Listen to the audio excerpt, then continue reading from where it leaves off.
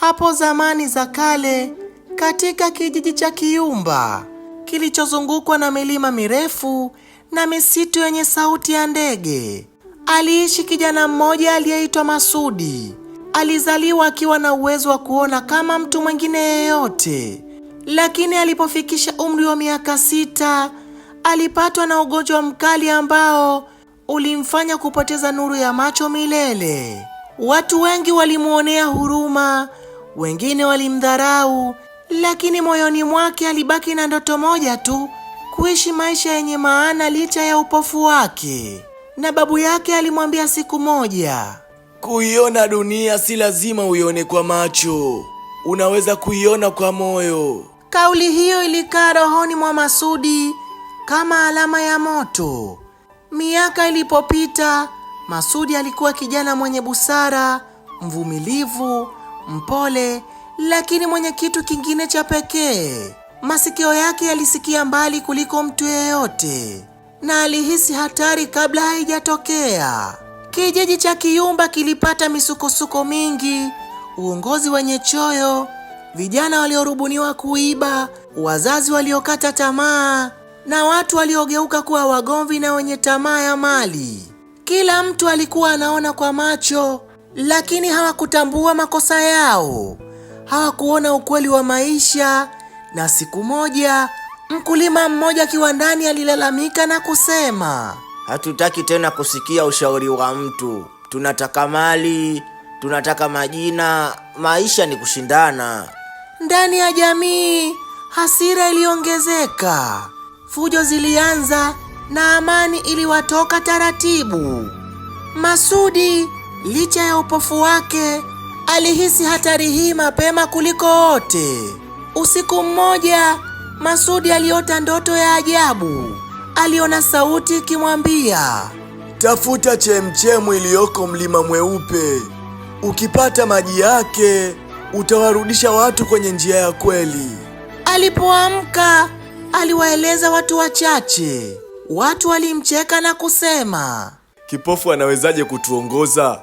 Hata haoni anapokanyaga. Lakini kulikuwa na vijana watatu waliomsikia na kupata mshangao moyoni, ambaye ni Rehema, Kito na Baraka. Kwa siri walimwendea, kisha wakasema, hatukiamini kijiji kicheze na mjinga. Tunaamini mzaha si wote mzaha. Tukubali twende na wewe. Masudi, akiwa anajua safari itakuwa ngumu, aliwakubali. Safari ilianza kuelekea mlima mweupe, mahali ambapo hakuna kijiji kilichowahi kufika. Walipofika katikati ya msitu, wakasikia mgurumo wa simba. Rehema na wenzake wakaishiwa mawazo na kutaka kukimbia, lakini Masudi akasema, simameni tuli, ananusa hofu. Tulia, tulia. Kwa kushangaza, simba akapita pembeni bila kuwadhuru. Walifika mtoni. Maji yalikuwa mengi, daraja lilikuwa limevunjika. Wote hawakujua la kufanya. Masudi akasema, sikilizeni, kuna sauti ya mawe yakigusana mbele. Panapokuwapo mawimbi madogo, hapo pana kina kifupi. Na ndiyo, walivuka salama salmini. Walipofika kwenye uwanda wa njozi, waliona makumbusho ya kivuli. Kila mtu akaanza kuona picha za ndoto na tamaa zake. Rehema akaona utajiri, Baraka akaona sifa na umaarufu, Kito akaona madaraka. Walianza kugombana, kila mmoja akitaka kuondoka kuelekea ndoto hiyo ya kivuli. Masudi alisimama na kusema, anayefuata kivuli anapoteza mwanga. Huo ni mtego wa mioyo isiyotosheka. Kisha walibadilika, wakakumbatiana na safari ikaendelea. Walipofika mlima mweupe, walikuta chemchemu iking'aa kama lulu. Kila mmoja alioga kwenye maji yake, lakini kitu cha ajabu kilitokea. Macho ya Masudi hayakufunguka kuona, badala yake wenzake watatu walikuwa ndio wamebadilika. Si kwa macho, bali ni kwa roho. Waliona maisha yalivyo kweli si kama walivyodhani. Wakasikia sauti kutoka angani.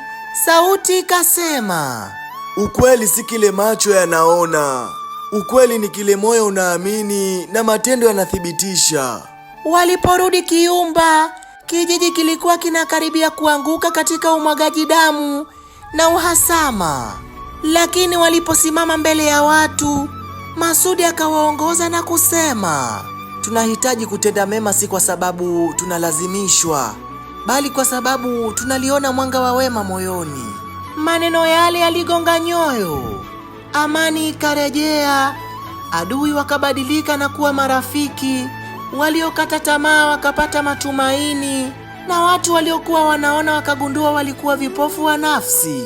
Kuanzia siku ile, kijiji kikaanza kusema, sio macho yanayoongoza watu, ni moyo wenye akili. Na Masudi, kipofu aliyewaongoza watu waliokuwa hawajaona, alikumbukwa milele kama mwalimu wa nuru ya ndani. Je, wewe umejifunza nini kupitia stori hii? Mimi nimejifunza kuwa kuona kwa macho si sawa na kuona kwa moyo. Tamaa na majivuno hufungua milango ya maangamizi. Wema hujenga, chuki huharibu. Uongozi wa kweli hauna mipaka ya ulemavu. Umbo au mali hutoka ndani ya roho safi. Je, wewe umejifunza nini kupitia stori hii? Tafadhali na kusubiri kwenye uwanja wa comment. Mwisho wa simulizi hii ni mwanzo wa simulizi nyingine ijayo.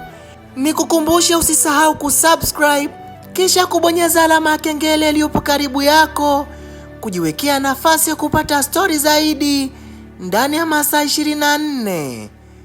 Until next time, bye bye.